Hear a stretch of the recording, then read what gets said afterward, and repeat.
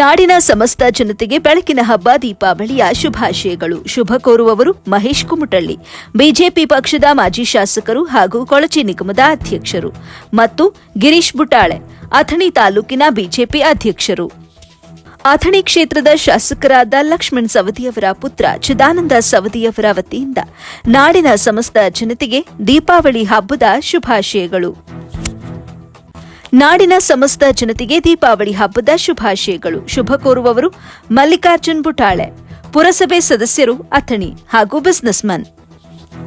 ನಾಡಿನ ಸಮಸ್ತ ಜನತೆಗೆ ದೀಪಾವಳಿ ಹಬ್ಬದ ಶುಭಾಶಯಗಳು. ಶುಭ ಕೋರುವವರು ಅಥಣಿ ತಾಲೂಕಿನ ಪೊಲೀಸ್ ಅಧಿಕಾರಿಗಳಾದ ಡಿಎಸ್ಪಿ ಮತ್ತು ಸಿಪಿಐ, ಪಿಎಸ್ಐ ಹಾಗೂ ಐಗಳಿ ಠಾಣೆಯ PSI, Kagwad PSI, Raybag PSI ಮತ್ತು ಹಾರಿಗಿರಿ ಪಿಎಸ್ಐ, ಪುಡಚಿ ಪಿಎಸ್ಐ ಮತ್ತು ಪೊಲೀಸ್ ಸಿಬ್ಬಂದಿ ವರ್ಗ.